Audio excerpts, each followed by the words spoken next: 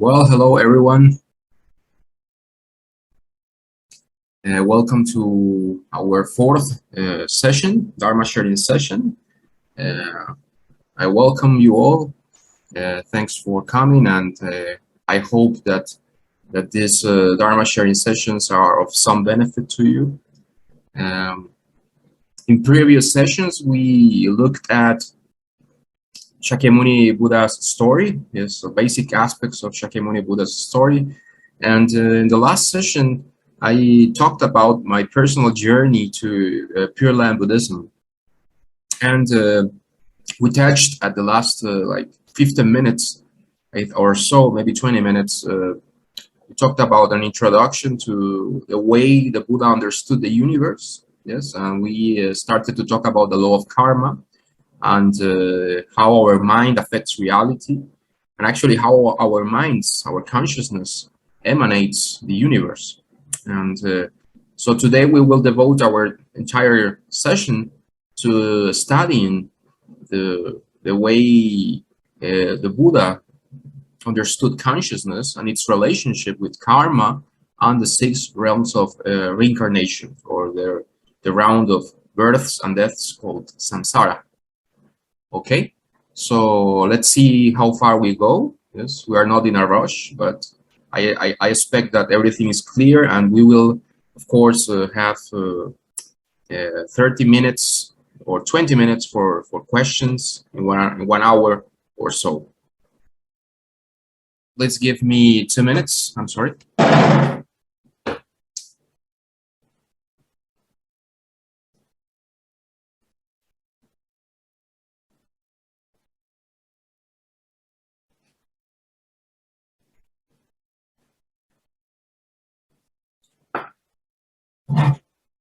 Yes. So as I was saying, this session will be devoted to studying the law of cause and effect, or karma, and the 6 realms in the cycle of reincarnation, or the 6 realms in samsaric existence. So when we look at this picture, what do we get? We see a human shape, yes, a human head, and inside we see the cosmos, or a galaxy. So I think this image represents what the Buddha taught about consciousness. Consciousness is not something produced like by our brain. Of course, the brain has influence, no? But consciousness as such, yes, pure consciousness actually emanates the universe. So when we look at the universe, we see all those galaxies and our human realm, what we see, what we hear, what we touch, what we smell, what we taste. If we are really sincere about this, the Buddha says that we're only having experiences that are conditioned by the mind. So when we experience the world, it's not like an absolute notion of the world, but we are experiencing our own consciousness. It's the state of our own consciousness. So it would be very arrogant, very like self-centric to say, oh yes, what we see is what we get. What we see is the entire universe exactly as it is. Even modern science has discarded these notions. For example, an owl, a frog, a bird experiences the world in a completely different manner. They experience different colors, different smells. Of course, they share some similarities, yes, because we have commonalities in our world, and we will explain why why we experience the same world. But it is very true, even for modern science, that dogs or birds or elephants or other creatures, let's say a whale, they experience a completely different world. And it would be fair to say that they also not only is it different, but it also includes other elements. For example, if you see like a dog or a cat, sometimes they seem to see things that are not there. So maybe we could say, if we are like maybe ironic, we could say, oh, maybe they are crazy. But why? What if they are not crazy? Maybe they are looking at something we cannot see. Yes. So what our eyes show us is a limited spectrum of what is out there. Even from a physical standpoint, we know that the electromagnetic spectrum that what our human eyes can see is very limited, so limited. Okay, that is why we need telescopes, microscopes to actually see reality. Okay, so in a scientific paradigm, no? Of course, in Buddhism, it's different. Yes. So the Buddha taught that reality is created by our level of consciousness. The world does not create the mind. Our mind creates the world. There is the natural law of cause and effect, the law of karma. So as we explained in the previous session, the law of cause and effect is every effect has a cause. There's nothing happens randomly. Yes, nothing whatsoever. Yes. So everything in the universe has a cause. So if we want happiness, there are causes for happiness. If we are experiencing suffering, as we will later explain, maybe in this session or in future sessions when we examine the Four Noble Truths, there is a cause of suffering that is very precise. So if you want to get rid, yes, or you want to avoid the result, you need to eliminate the cause. That sounds logical, isn't it? And Buddhism is quite logical. But sometimes even we have problems, not with complex stuff, but with basic stuff. Sometimes we don't see it. We don't see consciousness. And actually consciousness is the very basis of our reality. This is under our very nose, okay?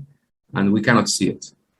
So that is why the Buddha says we need to pay attention to reality, okay? So the natural law of cause and effect, and this is related to consciousness. So everything we think, everything we say, and everything we do creates our own reality.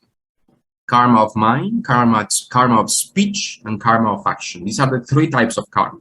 We must bear in mind. There are many categories in Buddhism. We must bear in mind that we need to, I wouldn't say memorize, but we need to learn this. It's not only in a theoretical way, but also in our daily lives. So remember, there are three types of karma. What we think is the karma of mind. We cannot say that the mind is passive. Yes, in Buddhism, the ethical and moral system is quite sophisticated. It's not what we do, but also what we think even. We are creating karma with our minds. Because whatever we do, yes, in a conscious way, has been previously planned by the mind, has been previously examined as a thought. If we have done a good deed, let's say we give money to the poor, yes, we help somebody, we first have a kind thought. We first have a kind emotion. And from these thoughts and emotions in our mind, our heart, then we act in the world, then we say something. Yes? This is the process. That is why Buddhism teaches that in order to tame our bodies, to tame our words, we need to first tame our mind. We need first to look at consciousness. Because without understanding consciousness, we cannot understand what happens around us. And we cannot find real solutions to life's problems, okay?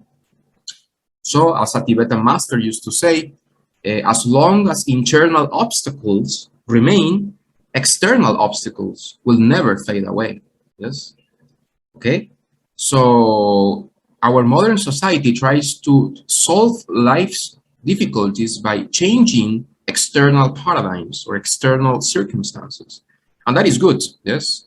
But nevertheless, Buddhism teaches that in order to fully solve the problem of suffering, of despair, the problem of life and death, we need not look at external circumstances, but our internal faculties, our consciousness. Once we remove our internal obstacles, then the outer obstacles will not appear. It's like gardening. Yes, if you remove the roots, yes, of the bad weeds, then they will not spring, they will not show up. Okay, cause and effect. So Buddhism is quite logical. Yes, so the world is like a dream. Of course, this is an analogy. Yes, but it's like a dream in the sense that it's created by our own mental states. Okay, so there is a profound relationship between the world sentient beings inhabit under a mental state. The psychological reflects the cosmological, and the cosmological reflects the psychological. This is very interesting. We will take a look at the many planes of existence in samsara. There are more than 31, many heavens, many layers of even hell realms. There are many dimensions of existence in samsara. So many things we can do in samsara. So many ways to suffer as well. So many ways to be distracted.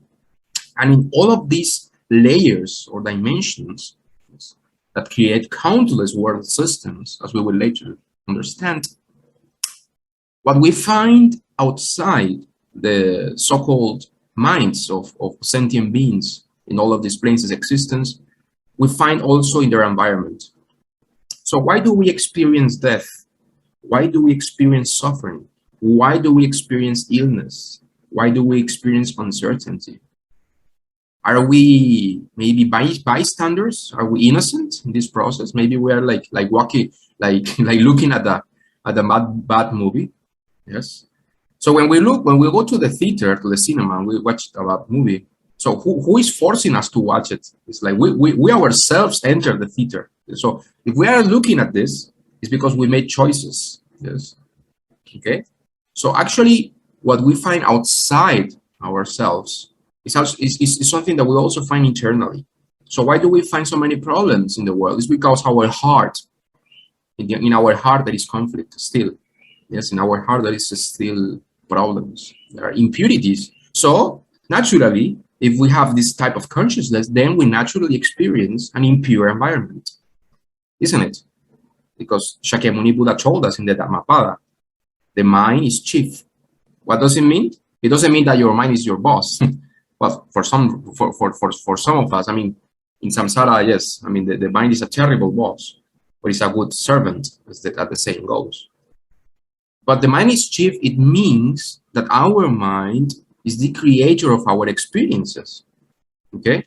So if we are in samsara, this is not a random occurrence. It's not like an evil God punished us. Like, for example, the Gnostics used to say that a demon created the world and we are like a victim. This is not the Buddhist approach. In Buddhism, we take responsibility for our own actions. So Buddhism is quite empowering. It's beautiful. It's also true. It also accounts for karma, the law of cause and effect. Okay? So what we see is what your mind allows you to see. What you see is only a reflection of your own state of consciousness. Okay? So if we see animals, let's say, and we see other sentient beings, it's because we have karma in common with them. Yes? So it's not, for example, why don't we see pretas so often, like hungry ghosts or celestial beings? Sometimes they appear, sometimes they don't. It's because our realities depend on who's looking. Yes, our realities depend on our level of consciousness. So no supreme judge of creator deity, but the self-existing and natural law of cause and effect. So there is no supreme judge or creator deity. Please bear that in mind. Most theistic religions like Christianity, Islam, they say, okay, well, why is the world like this? God made it so. God created it. Yes, that is not the Buddhist approach. Buddhism tells us that the world is created by our consciousness. Well, what happens when there are several consciousnesses? Yes, like a multitude, millions of consciousnesses. So what happens when there is an agglomeration or a group? It is like a collective dream.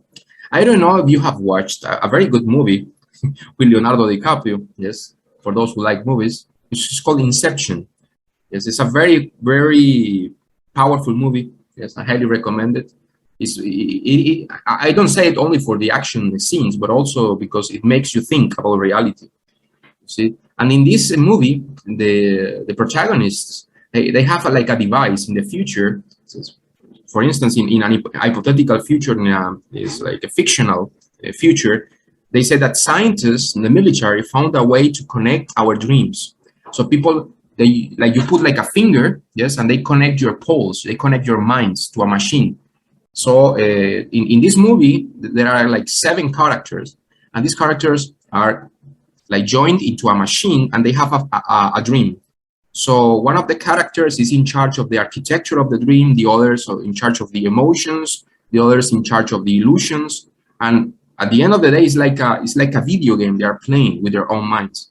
So when I looked at this movie, I say, oh, this is like Buddhism. So in Buddhism, actually, our universe is like a collective dream. Only instead of 7 characters, we have billions of characters. So it's very complex, no? It's very complex to understand. But the same principle applies. Depending on the groups of consciousness, we have different experiences. So if there is a group of beings, yes, let's say that they have kind thoughts, I don't know, maybe they like meditation. So they experience a world that is quite beautiful, but they experience this. It is heaven. If we have beings that have a lot of cruelty in their minds, evil thoughts all the time, so and these millions of consciousness experience a world, then this is hell. If we have beings that are kind of clumsy, but still we have some generosity and combined with evil karma, then we experience the human realm. And it's not like all the realms of samsara are separated. They overlap, they're interrelated, but it depends on who's looking, always. So there is no supreme judge. So instead of saying who created the world, we should say who emanated it, who dreamt it, okay? Who is dreaming? We are dreaming it, yes. So the Buddha taught that there are countless world systems, and each world system is inhabited by various beings in different levels of consciousness. Each universe has its own particular karmic energy, according to the minds of sentient beings. So this is quite interesting, you see. Actually, the physician, like a mathematician, sorry, from England, Sir Roger Penrose, he won the Nobel Prize in physics, like I think 2 years ago or so, maybe less. He's a 90-year-old mathematician, yes, and he won the Nobel Prize because he discovered, like mathematically, not theoretically, yes, not in principle, but actually doing the hard math. He discovered that the Big Bang actually was not the origin of the universe. Quite shocking. Since I am a little kid, everybody tells me in science, okay, the Big Bang. But actually, he discovered that there have been many bangs, many Big Bangs. And actually, our Big Bang, according to modern science, maybe is one of millions of Big Bangs. And there are infinite Big Bangs occurring all the time. So this is very similar, you see, the Buddhist notion of the multiverse, which actually tells us that the universe is infinite. Infinite in many ways. Okay. Even from a subatomic level, we see that atoms resemble like galaxies, and we see that when we go to galaxies, then it's like a cycle of eternity that spreads throughout all the universe. It's like a pattern. Yes, this is explained in the Avatamsaka Sutra, in many tantras as well, in esoteric Buddhism and other schools based on the Avatamsaka Sutra.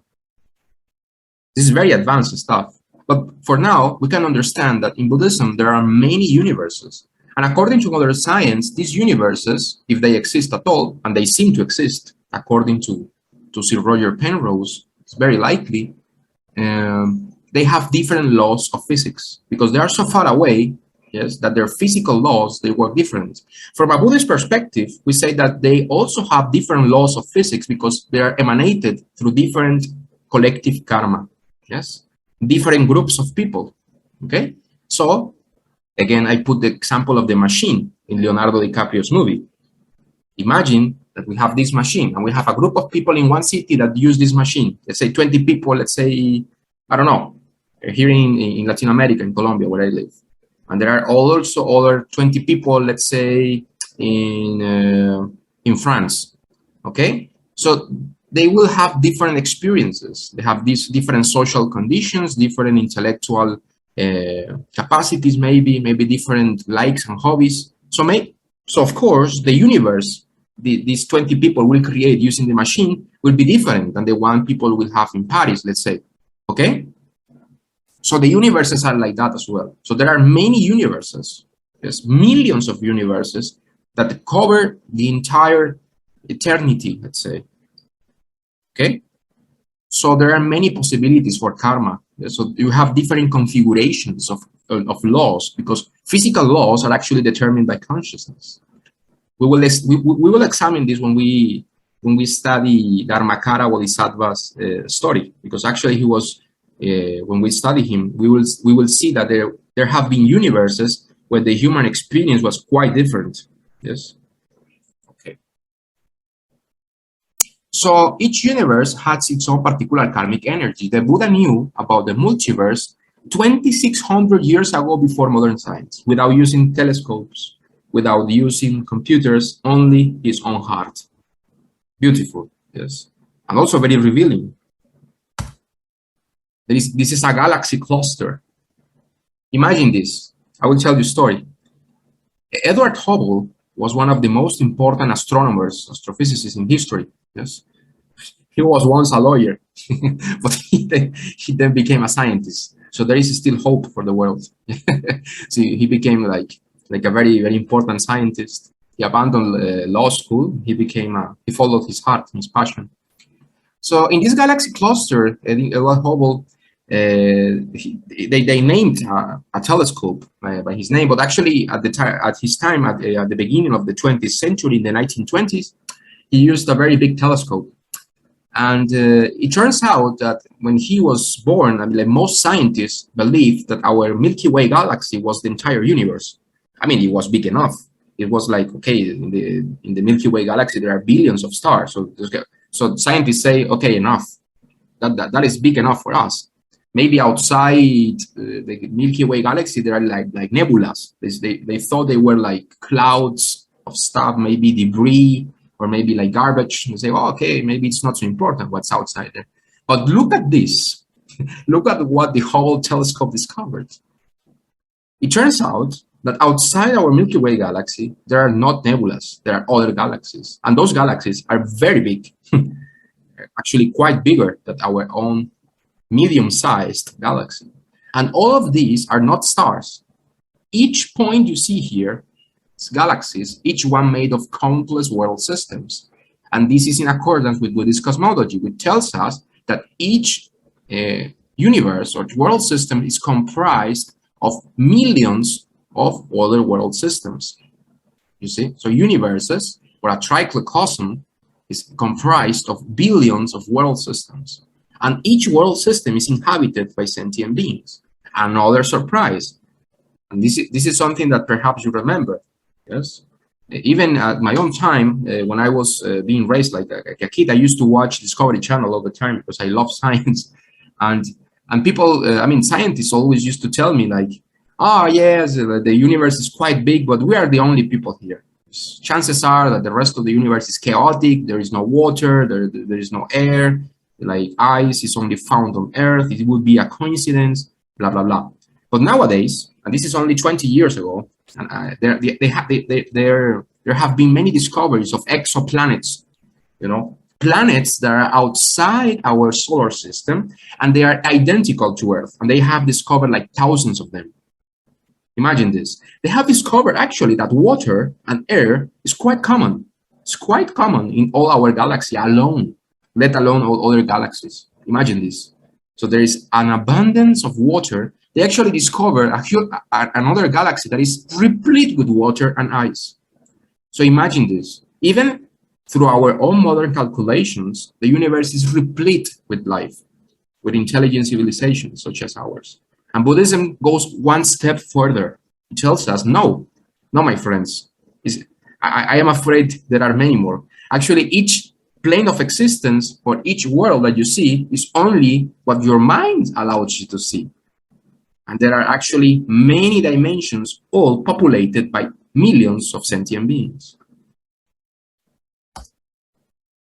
So according to fairly recent modern astrophysics and cosmology, the known universe is only a small percentage of what's actually out there. So imagine this.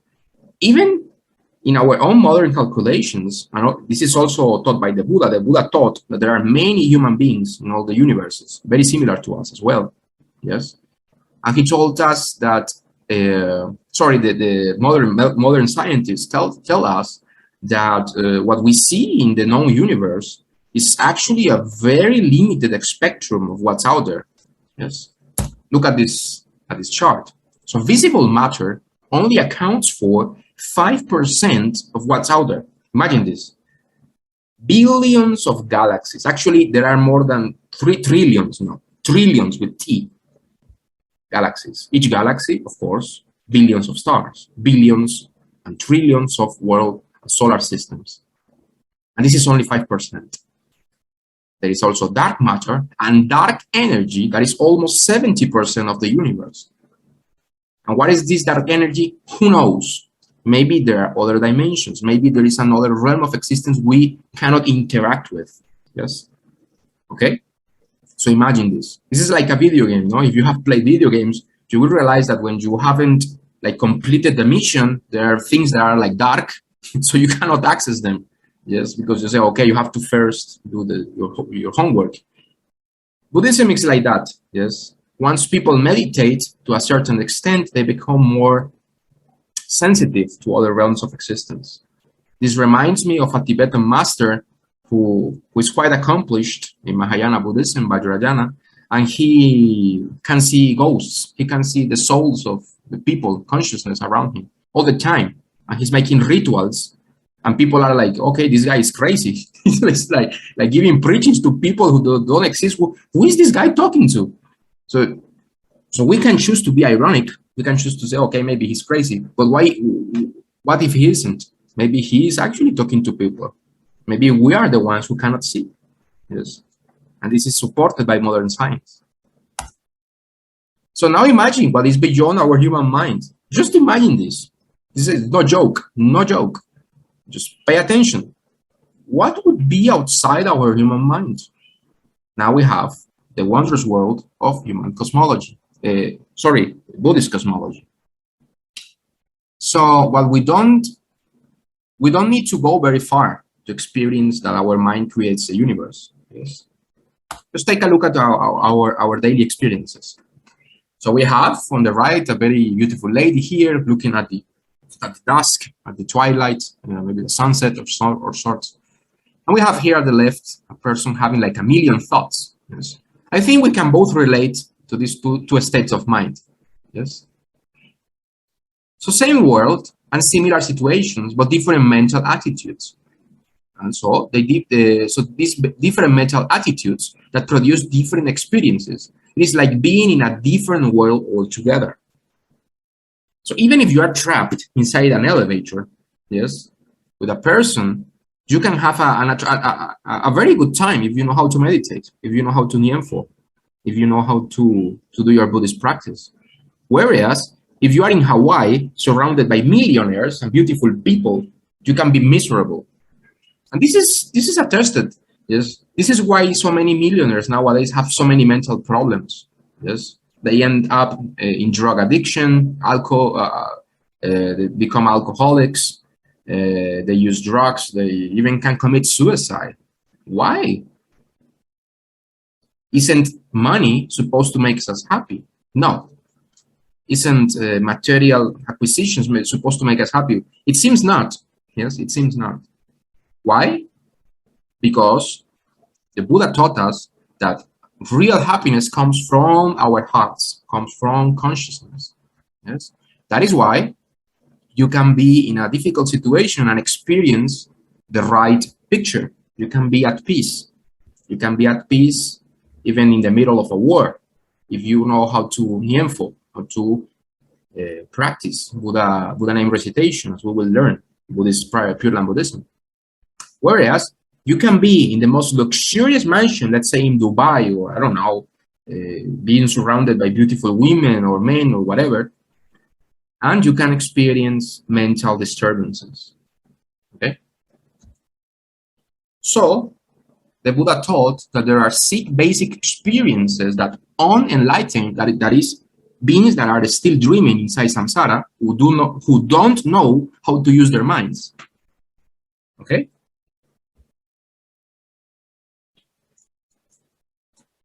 So the mind is like a musical instrument, okay? The mind is like a musical instrument. If you give a violin to a kid, who doesn't know how to play a violin, he will create noise. He will create a cacophony. He will create something that is like a cat dying or something. Yes, to say, oh, stop it. You see? But if you give a violin to a master, he will, I don't know, play Mozart or Bach. So you will be like bedazzled, you know. You will cry out of pure bewilderment. You say, oh, it's so beautiful. Yes, it is meaningful. So that is why there is a big difference between the minds that Buddha's, the lands or the universes that a Buddha creates, and the universes that an unenlightened, not a Buddha, can create.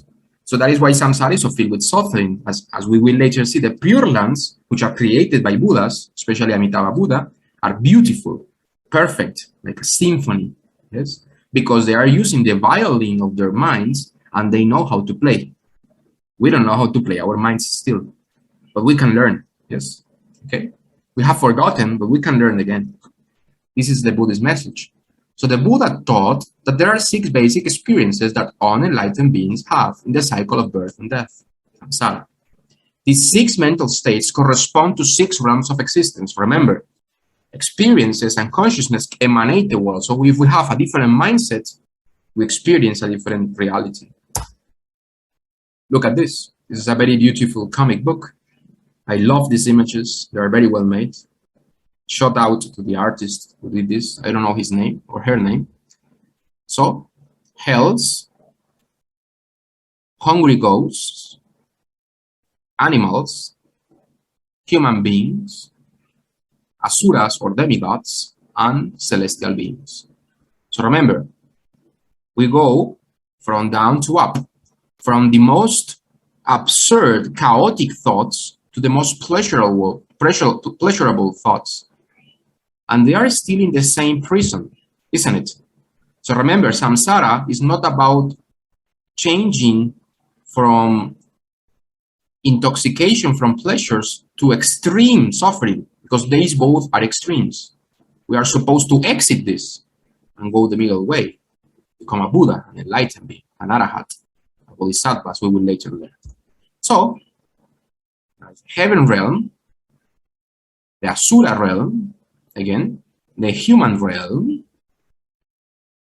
the animal realm, the hungry ghost realm, or the pretas in Sanskrit.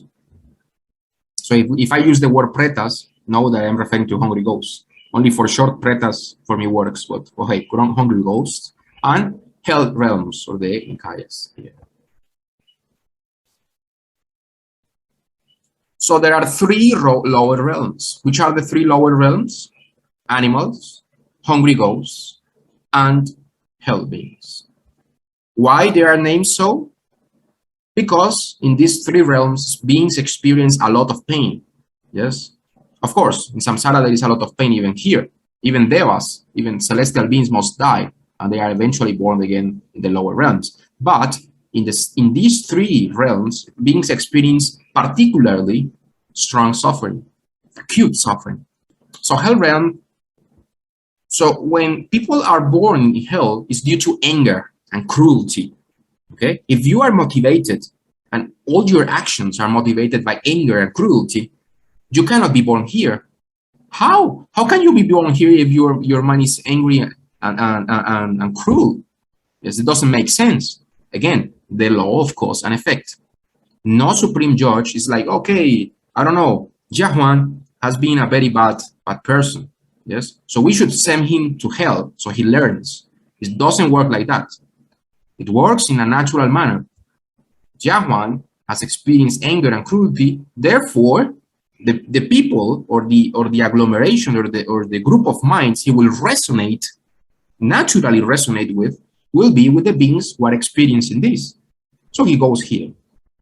Okay? This applies to all beings in the universe. So this is not like a conspiracy. It's not a conspiracy theory. It's just law of cause and effect. So if we have thoughts of cruelty, thoughts of malice, thoughts of anger, this is natural. You are already in hell. People who are, you can actually see this for yourself. Maybe you know people in your life that are constantly angry, constantly cruel. They always it seems like they are like always planning ways to make people suffer. Yeah, there are many politicians like this. Yeah? Many people who actually enjoy other people to suffer. Criminals, rapists, serial killers, they enjoy what they do. If we could enter a serial killer's mind, what would we find? What do you think? It would be this or this? It would be this. Actually, people who are constantly angry and cruel, they are already in hell. So when they don't have this physical human body, where do you think they will go? They will go to hell. Okay. So hungry ghost realm is motivated by greed. If all your actions, all your thoughts, and your speech are motivated by greed, and you are stingy, and you are always thinking about how to get pleasure and how to exploit others, because you want the best, because you want luxuries, you want the best food, because you want fame. So many things people are greedy about. There is a lot of greed in our world, a lot of greed. Especially we exploit the environment. People eat meat. For example, in countries where they have like access to vegetables, access to clean water, but no, people don't care. People they exploit animals, and they even can eat expensive like exotic meat. They can even kill innocent animals in order to consume their flesh. Is this necessary, or is this greed? So we are surrounded by this in samsara, isn't it? Yes. We don't have to be in the hungry ghost realm and in the hell realm to experience this. Okay? But make no mistake, the Buddha taught that these realms do exist in a limited way, of course. Samsara is like a dream. But for the people who experience this exists. Okay? You can go to one of these 6 experiences after death. Okay?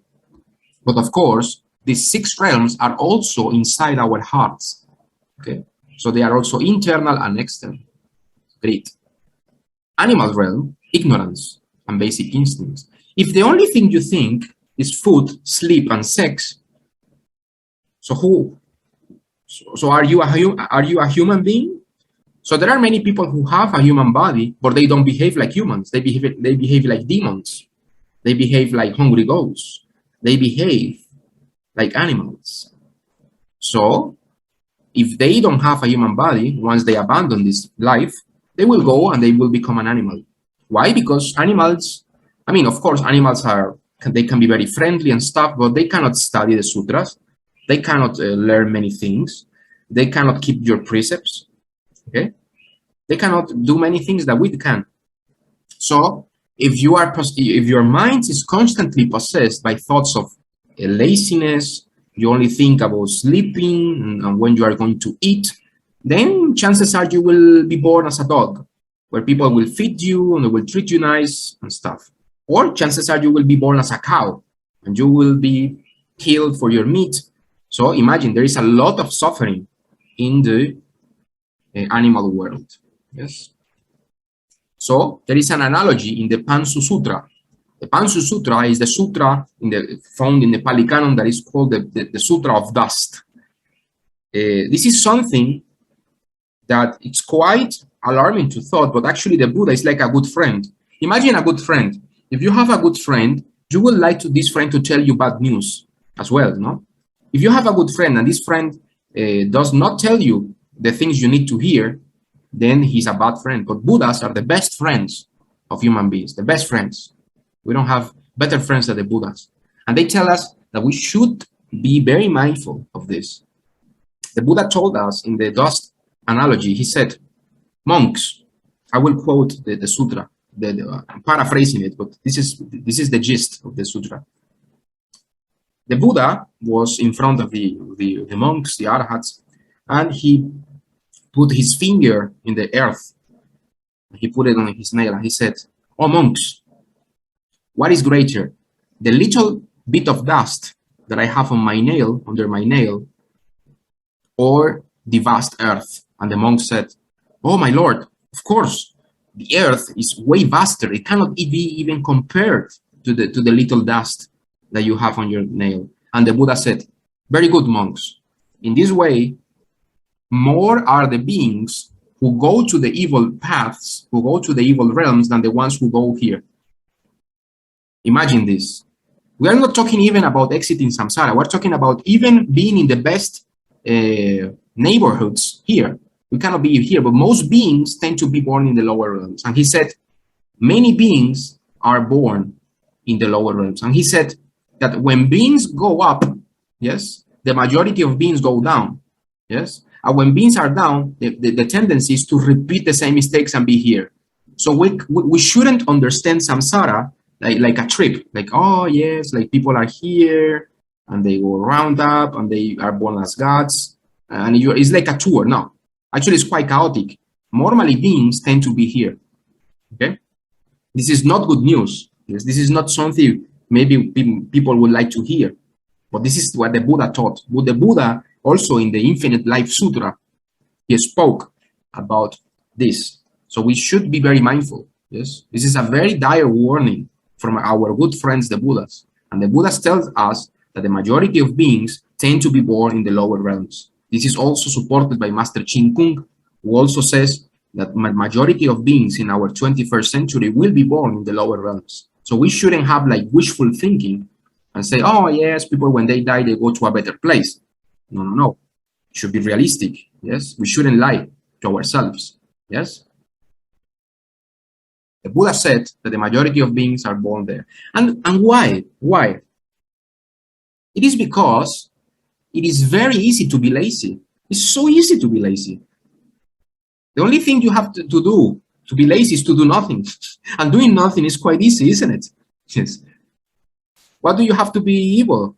I mean, if you don't mind what you read, if you don't mind your friends, chances are you can end up creating evil karma in no time. In no time. We are surrounded by evil karma all the time. Our news, especially in the West, video games, people committed violence. Yes.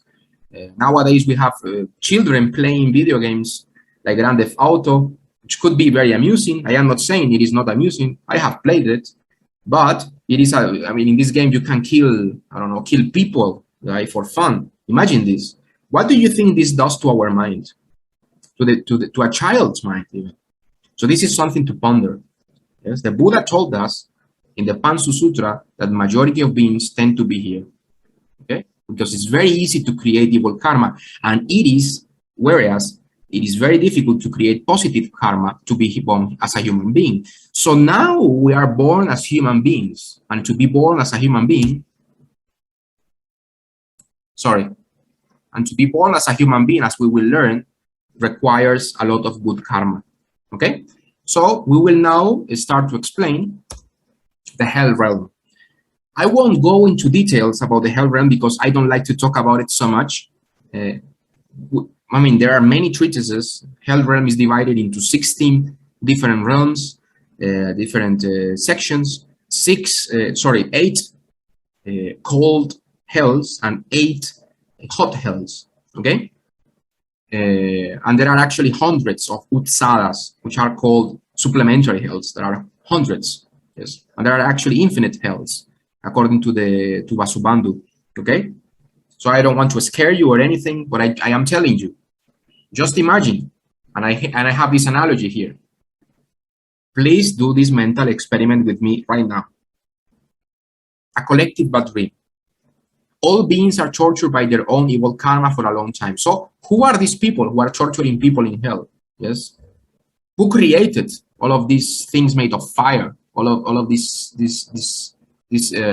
absurd environment. Who would create such a thing? Who would create a nightmare? Yes. A mind that is confused. That is what creates nightmares in our experience. So imagine a world that is created in a collective manner by people who are experiencing cruelty and anger all the time. What would that be? Would it be hell? You bet it would. It would be hell. Yes. Actually, we can see this in our human experience. Yes, people who like to kill people. For example, I don't know, in the Middle East or in Africa. Yes, people in conflict zones that are like surrounded by different tribes and they are still killing each other. So it's like being in hell. When you are surrounded by people who are cruel, Yes, it's like living in another realm. So imagine when your body is gone, yes, and there are many people who also experience cruelty and anger. What would that world be like? Would it be surrounded by fire, surrounded by extreme weather conditions? That is what the Buddha tells us. Okay, so this is the hell realm. Yes. So how do we are born here? Through thoughts of cruelty, anger. Okay. So this is hell. And actually, it is said in the sutras that people remain in hell for a long time. But remember, there are no eternal punishments in the Buddha Dharma. Actually, this is not a punishment. This is natural law of cause and effect. But eventually, as all things are impermanent, beings exit here. Maybe they are born again, even as humans, or they can even ascend to heaven, only to be born here again. So hell realms are actually quite big, and it should be very we should be very mindful. Yes, the Buddha was not playing tricks with us. He was not lying to us. He taught about hell in many sutras. For example, in the Kshitigarbha Sutra, or the Kshitigarbha Bodhisattva, one of his main activities is to help beings in hell and to lead them to the higher realms and even to Amitabha Buddha's Pure Land. Okay, we will examine this a little bit later. Now we have the hungry ghost realm. Yes, so look at this. Big belly, it's emitting fire, and small mouth. And this is a Buddhist monk offering food to the pretas. Yes. Actually, in Buddhist monasteries, yes, there is a custom before monks eat a meal, or there are many festivals to feed hungry ghosts. Hungry ghosts are actually quite varied. Remember, what we are talking about here is a very short summary. There are many types of hells, many types of pretas. They vary a lot in shape and capacities. But the majority of pretas, when they are born, they have this shape. Yes, this is very common. So we should bear in mind that when our mind is consumed by greed, yes, beings are born in this realm. And why? They are called hungry ghosts, because if you experience greed, then you are always thirsty, isn't it? You are always like looking for something. So when you abandon this physical body and you join other beings who also have greed, then you will have a body and you will experience a world of lack. Why? Because this is the consequence of greed, isn't it? Yes. When you are greedy, yes, you can even steal. You can even take others' possessions for yourself. So you are creating poverty. You are creating lack. Yes. You are depriving other people. Yes. When you are constantly trying to capture other people's attention. Yes. So if you are greedy, you want other people to lose. So when you are born as a hungry ghost, you experience the karmic consequences of your acts. This is natural. Nobody created the hungry ghost realm. Beings are creating their own reality in the hungry ghost realm. Okay? So naturally, they experience a world where they cannot fit. They are constantly hungry, always looking for water, always looking for food. Yes. And normally people don't like ghosts very much. They like to exorcise them and stuff. For example, I live in a Catholic country, and priests here, they kick ghosts. They don't like them. Yes, they insult them. They treat them like vermin, like evil beings. Yes. Is this the way the Buddha taught we should treat hungry ghosts? No, we should be compassionate to all beings in the universe, even our worst enemies, even to hungry ghosts. Yeah, so we make offerings to them in the name of them. Actually, this is something we do all the time in our online Sangha. When we finish our Nyanfo sessions, we always dedicate the merits to all the beings in the universe, including hell beings and pretas and hungry ghosts. So they also have merits, yes, in the future. Okay? So remember, hungry ghosts are very real beings. They have been seen in many cultures, not only Buddhism. Yes, remember that hungry ghosts. And please bear in mind, I am not talking about. I mean, of course, I am talking about Buddhism, but Buddhism is talking about reality. It's not something like for only for Buddhists. No, Christians know about hell. Christians also know about hungry ghosts. Many cultures, magicians, all of the world, shamans, they know about these realms of existence, only that they have a limited perspective, whereas the Buddha, yes, according to what he said, his perspective is kind of more complete. Yes, and I think it is very obvious that it's more complete. It's quite amazing, the detail in which he described all of these realms. Okay, so I will give you an analogy. Imagine someone goes to the United States. Yes, some I don't know, early explorer. Yes, like a Viking, let's say. They say that the Vikings went to the United States first. But be that as it may, it doesn't matter. Let's say this Viking goes to the United States. And he goes there, and he stays for a week, and then he returns to Scandinavia. And when his friends tell him, oh, what did you see in America? Yes, or in this land? He tells, yes, a bunch of trees, a bunch of water, you know, like here. Okay. So actually, it's true. There is a lot of water in the United States, no? Mississippi River and stuff. Yes, there is a lot of land there, a lot of forests. So is the Viking wrong? Is he incorrect? No, he's not incorrect. He's only being truthful. He was only there for a week. Yes, what can you expect? But let's say that a geographist, yes, and a group of scientists go to the United States and they stay there for 50 years. Okay. So when they return to their native land, they say these scientists, these very, very intelligent people, they say, okay, what did you find out? So they will tell you all about the different, mountain ranges. They will explain the composition of the earth, of the soil. They will tell you about all the fauna and flora. They will tell you a complete category of all the animals that live there, the history, the geological history of the United States. So there is a big difference between the two accounts. So Buddhism is like the group of scientists that go to these old realms of existence that have been explained by other religions in a very foggy way, and often confusing way. And Buddhism explained in exquisite detail all of these realms. Yes. So of course, Christians know about hell. Yes. Islamists also know about hell. But do they explain it in detail? Not at all. Yes. If you go to Buddhism, you will see that hell realms are very well described. And this also applies to the heavenly realms.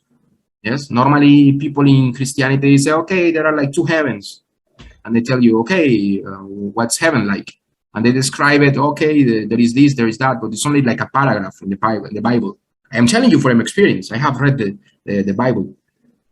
And this also applies to other religions. But if you go to Buddhism, they tell you, okay, what is heaven like? Oh, my friend, it's like 20 heavens. This heaven is named like this heaven is named like that. People here do this, people there do that. They explain you even how gods die, how they are born. They explain you all the details. Yes. Okay. So who would you trust? Would you trust the person who tells you more details or the person who explains in a foggy way? So my recommendation is to listen to what Buddhism has to say about these realms.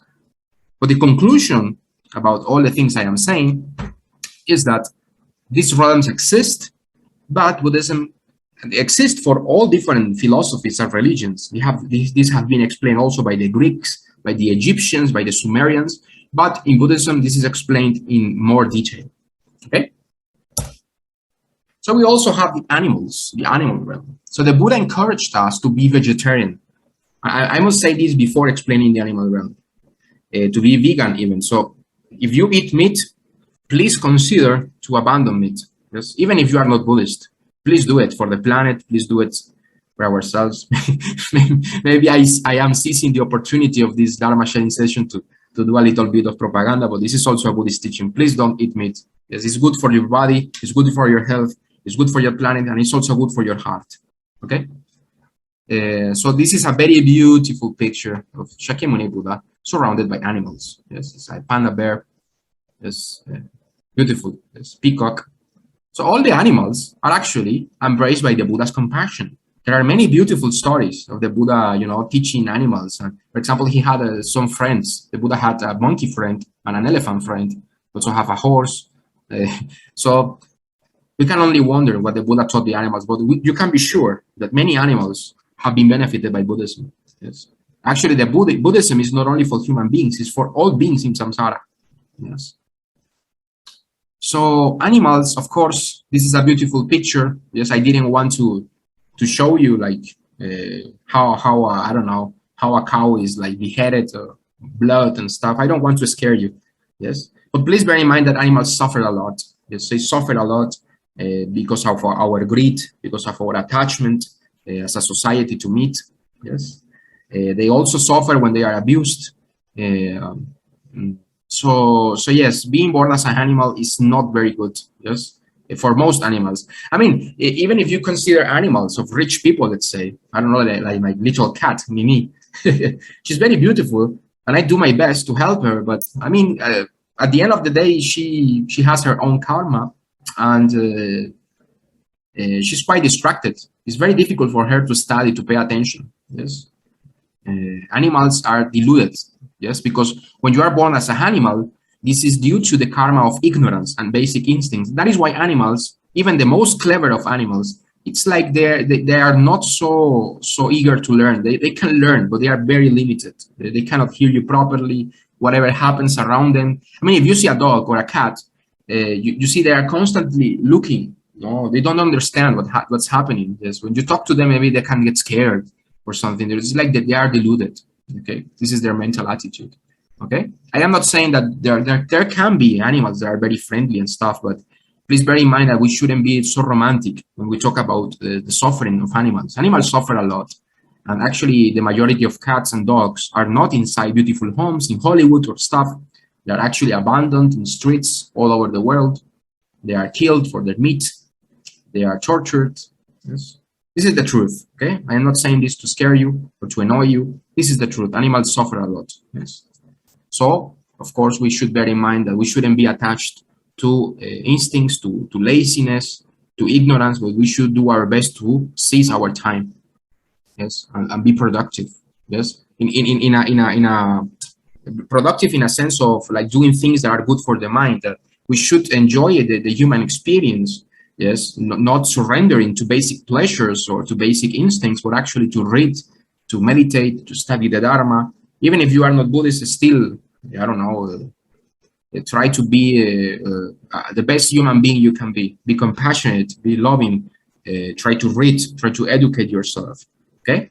So you are not born as an animal or in the lower realms. Yes. Try to be compassionate and generous. I would like to make like a conclusion of this part of the presentation. So, as you see, Buddhism explains cosmology in a very unique way. Yes. Sometimes people may ask, oh, okay, so yes, I believe in animals, I believe in humans because I can see them with my eyes, but what about hell? What about hungry ghost realm? So I would say to those people, many human beings have experienced these realms, not only Buddhists. Yes, many people from other religions and other philosophies, even people who don't believe in God or don't believe in the spiritual, have experienced this. There are actually countless examples of also of people who have memories of past lives. Yes, for example, I have a very beautiful case of a kid in the United States who is actually from a Presbyterian family. I mean, he's not even Buddhist. His family doesn't believe in reincarnation for sure, but nevertheless, the kid has memories from past lives. Yes, and many cases have been studied, like by the thousands of kids who remember their past lives. So reincarnation is true; it's a fact of reality. Yes, there are many religions. For example, here in Latin America, there are many tribes who believe in reincarnation. In Egypt, in the Greeks, Plato, West, East, you name it, these realms exist, yes, and you have to bear that in mind. If you have some questions about this, I actually wrote a book called A Seat in AMITABHA'S Hands, and actually the first 200 pages of that book or so are made basically like proofs of reincarnation, proofs of rebirth, yes. And I also recommend the true rebirth cases found in Jiawen's channel, that talk about people who have been born in Amitabha Buddha's Pure Land, often demonstrating great spiritual mastery, a lot of miracles, predicting their own death with accuracy. So there are many things to prove. So if you are hesitant and you have still doubts, don't be like you think you have figured it all out. Maybe you think, oh yes, I know this is not true. No, please investigate. Please have a scientific mind. Remember that to have a scientific mind is to have a skeptical mind, You should also be skeptical about your doubts. Yes, you should also examine the proofs there are for these realms of existence. Okay, this will be my recommendation. So you can download my books for free. And now we open the section of Q&A, and maybe Jawen has some complementary information we can discuss together. Okay, thank you very much. Namo Amituofo.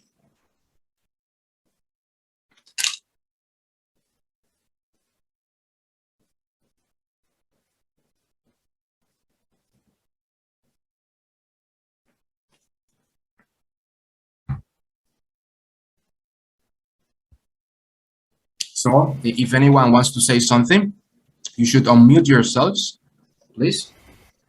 Jawan, there's a few questions in the chat box. Would you be able to look at your chat box? Okay. Also the human realm. So according to Master Renshan and also Master Qingkong, and also from the sutra as well, it's also because we have cultivated the 5 precepts in the past. We have observed the 5 precepts, so we can be born in a human body.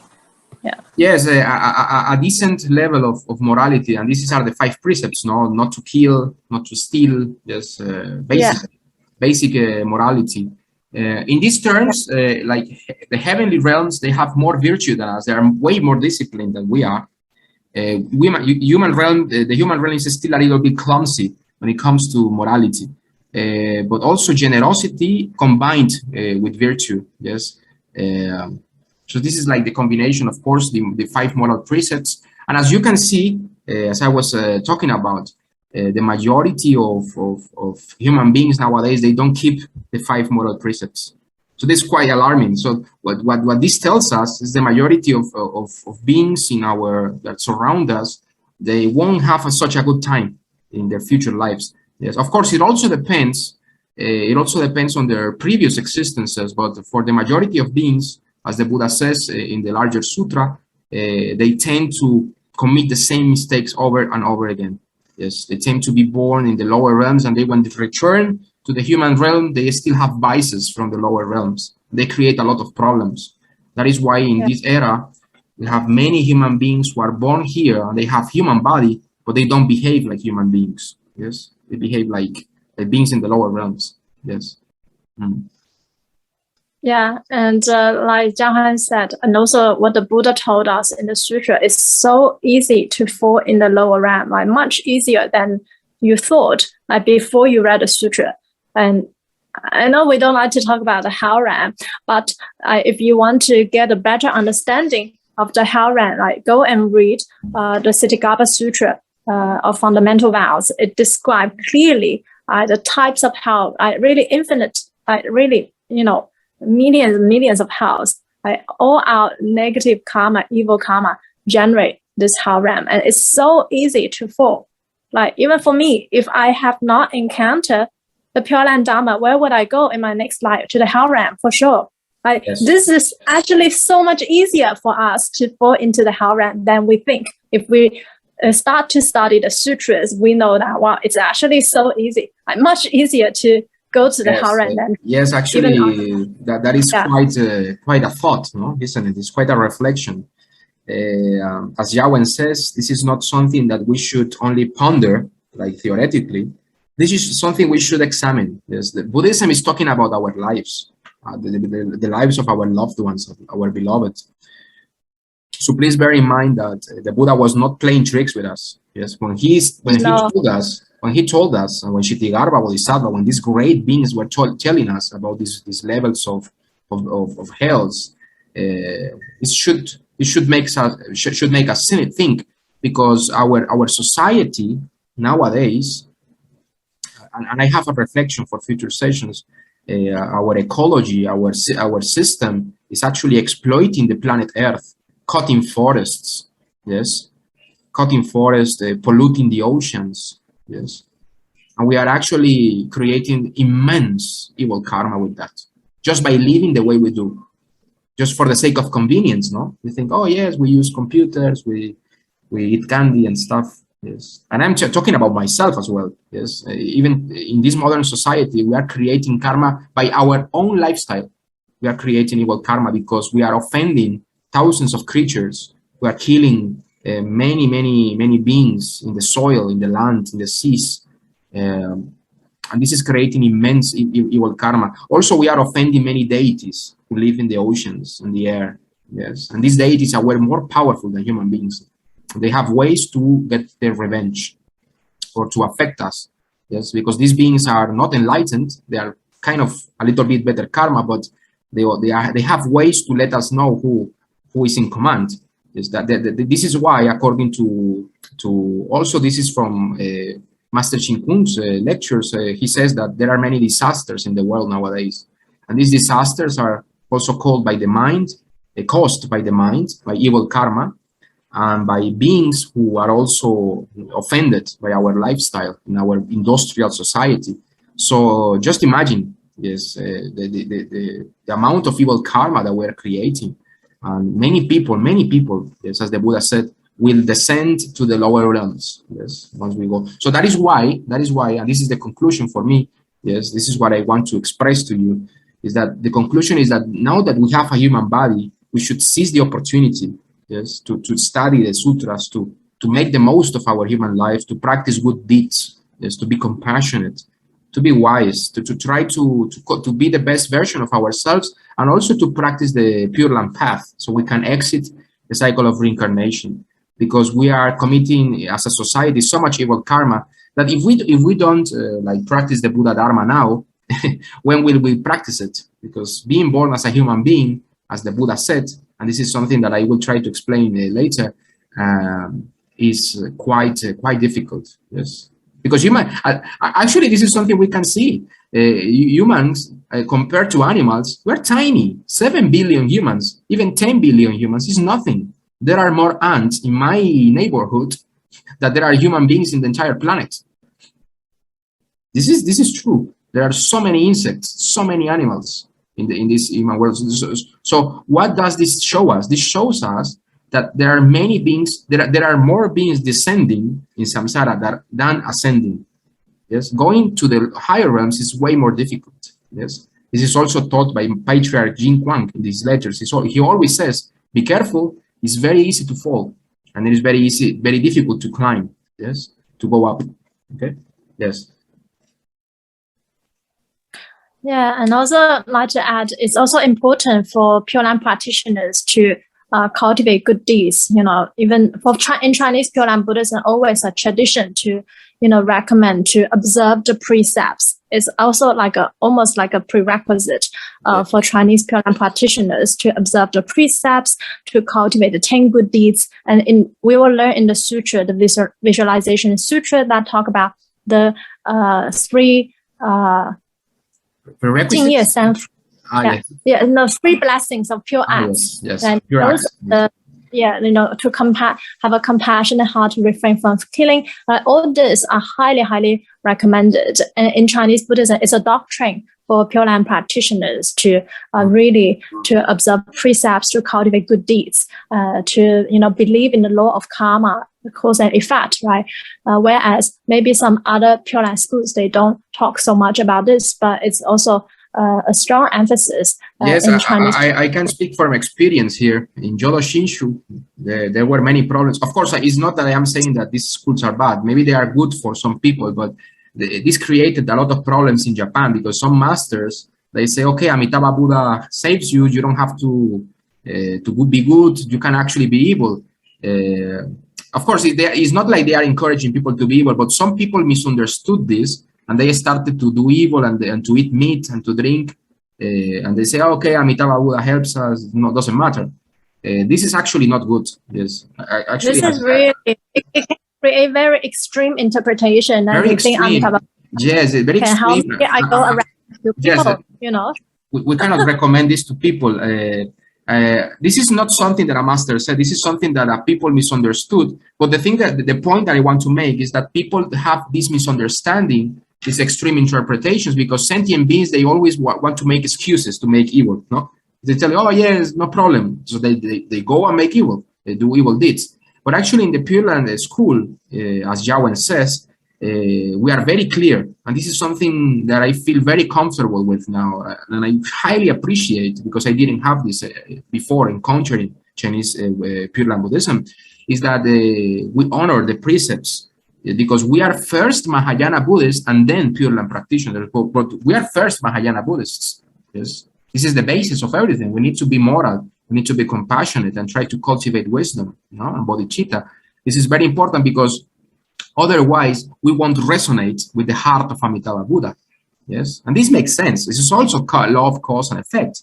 If we practice Nienfo, but we continue to, I don't know, to eat meat, we continue to drink alcohol, we continue to smoke, we continue to, I don't know, do evil things, say evil things, maybe we can gain some benefit, because the name of Amitabha Buddha is so powerful and blessed.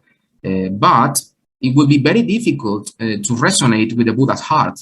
Yes, because Amitabha Buddha's heart and all Buddhas, what is their energy? Their energy is compassion. Their energy is wisdom, is peace.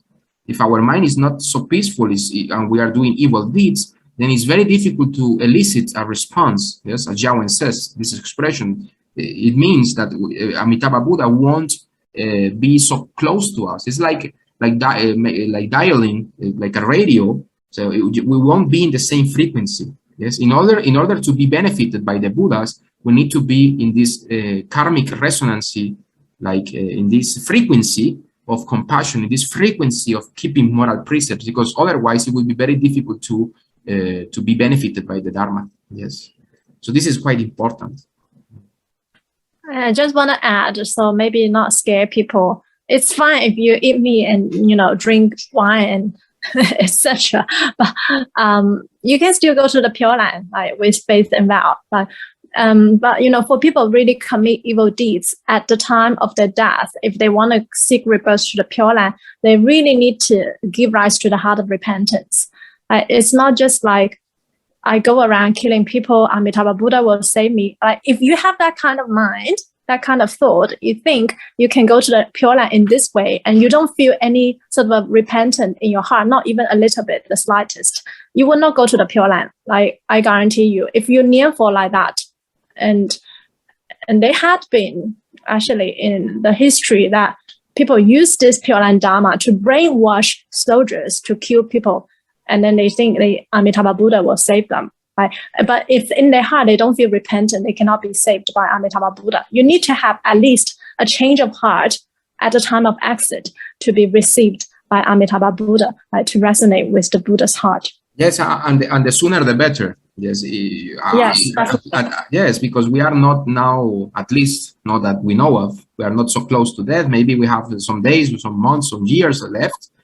So we should do our best, even if we cannot abandon meat, alcohol, that's okay. Yes, especially if you live in Europe. People in Europe, they drink wine. Like, it's very, very normal there. Yeah. Also in Tibet. This is fine. I'm going to say it's yes, okay. That is fine okay for social occasion. But maybe if you have a problem with substances, with drugs or stuff, please consider to purify it. Please consider that the power of Amitabha Buddha is very great. And I have seen this from my own experience. I used to smoke myself. I was a heavy smoker, and I asked Amitabha Buddha for guidance. He helped me to abandon this. I also used to love meat. I used to love meat, and people here in Latin America, I can tell you, my friends, it's like heavy meat all the time, beef all the time. So it has been quite difficult, but you can do it. And even if you can't, please remember that the fact that you cannot avoid it doesn't mean that it's all right for Buddhas. There's that even if you do that, you have to keep in mind, okay, I need to repent. I know this is bad, and I know Amitabha Buddha still loves me. I can be born in the Pure Land, but please consider that, as Jiawen says, when you exit this world, you need to give rise to a heart of repentance and to never justify your evil actions. Yes, never do it. Okay.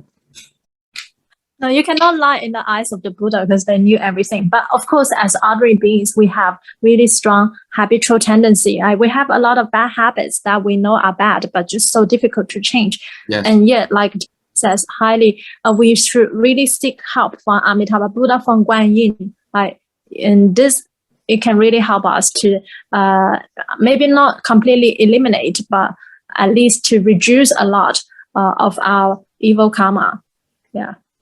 Yes, for sure. Actually, in our daily lives, perhaps we won't get enlightened, we won't get totally pure, but for sure we will be better. Because this is something we have seen many times in the history of China, Chinese Buddhism, Pure Land, the Chinese school. Many people who used to have a lot of bad habits, they changed their evil ways, yes, and they became very good people. Maybe they were not saints, but they still were very good. They became maybe very good practitioners. And we can aspire to that. Maybe I don't aspire to become, I don't know, like a Harahat or something, but still I think we can aspire to become the best Buddhists we can be, try to be vegetarian if we can, and try to cultivate as much wisdom and compassion as we are able to, according to our own karma and capacities. But as Yahweh says, we should pray to Kuan Yin, pray to Amitabha Buddha for guidance, and I guarantee that they will help you. Yes, because of course, what Buddhas want is for us to have to resonate with their own hearts as well. Yeah. Yes. I just tried Guan Yin to help with my internet. Okay, so I just want to clarify what Victoria said. Is a haram a location or a state of mind? It's actually both. And yes, like the state of mind manifests also the environment, and the haram is also manifested by the collective, the evil state of mind of many beings, and also our own mind, if we have that kind of mind. And then Victoria also said, but yeah, all of these are also illusions and emptiness in nature. It is true. It is true in theory. All of these are just empty and illusions. And all of the 6 realms are actually just an illusion. It's a dream. But it is only when you have become enlightened and you are not affected by anything at all, and you can say that. It's like Siddhagarbha Bodhisattva, who is always in the Haoran. The Haoran is like his Pure Land. He's not affected anywhere he goes. But we are not there yet. We are easily affected. If people are gonna, kill us, we're gonna scream. Yes. Actually, I have many friends of mine, very dear friends. I highly respect them because they practice Zen school. I mean, Zen Buddhism is quite popular here in Latin America for some reason, man. And yes, and they also tell me, oh yes, emptiness and emptiness that. And I'll say, of course, Shunyata, emptiness, is a very lofty teaching. I love the Heart Sutra, the Prajna Paramita Sutras. But I always give them like, okay, if you were in the middle of, I don't know, in the middle of the World War II or a civil conflict, would you be able to say everything is empty, everything is luminous? Yes. And they always tell me, they look at me like they get angry and stuff. They say, oh no, but that is an exaggeration. No, it's actually not an exaggeration. If you are a Buddha and if you are an enlightened being, you could be in the middle of hell and you say, oh yes, everything is empty, this doesn't exist. But for us, this is not true. For us, we are still ordinary beings. Yes. Yeah, you don't even need to give that kind of a big example, right? Whenever there's a famous Chan story, someone says, oh, it's emptiness, illusion, blah, blah, blah. And then this Chan master just hit this person really hard and then see what's his reaction. Yes. Actually, this is something even easier. Yes, like I burn your little finger. Yes, is this empty? Yes. Okay. So that's why Master Yin Guang is always so straightforward when it comes to this point, in his letters about people who are sort of attached to the concept of emptiness, like the Chan method. Be very aware. You cannot call this emptiness unless you have realized enlightenment. It cannot be called Chan. You are not succeeded in the Chan path unless you are enlightened. Otherwise, it's just mere words, mere theories. Yes, and like the Chinese say, it's only sen talk. Yes, Chan talk, only talk, but no action. Yes. Okay. So, are there any more Q&A questions guys have? Okay, so maybe we can finish now, Jiawen. You should read the chat box. You can't see the chat box. Are you using your? Please unmute yourselves. I cannot see it. Yes, actually, as Victoria says, the first corruption here is the. Yes, this is something that I explained. Maybe this is the analogy that I gave on the musical instrument. Our minds is like a musical instrument. Yes, perhaps I like this example because I like to play guitar, but Maybe if you are like you like science, maybe it's like a computer. Yes, if you know how to use this computer, you will be able to create a video game, a movie that makes sense, that is harmonious. Yes, a beautiful story you can create using this device we have. But if you don't know how to use this instrument, this instrument of the mind, we emanate worlds that are filled with suffering and despair. That is what is happening in samsara. Yes, whereas Buddhas, as we will later learn, create pure lands because they have a pure intent. They have the essence of the pure lands, as we will later explain, is compassion and wisdom. Okay, so actually being born in Amitabha Buddha's Pure Land is like being born in his heart. Yes, it's like being born inside him, something like this. It's not like a poetic expression, but you know what I mean. It's like it's an emanation of his pure mind, his pure heart. Okay. Okay, so remember that in our future next session will be about the higher realms, heaven realm, astral realm, and human realm. I will do my best to explain this according to the sutras, and also, okay, I'm very happy to have here Jawen for her explanations, her compliments. So yes, and next week we will have our session as usual. Thank you for joining me.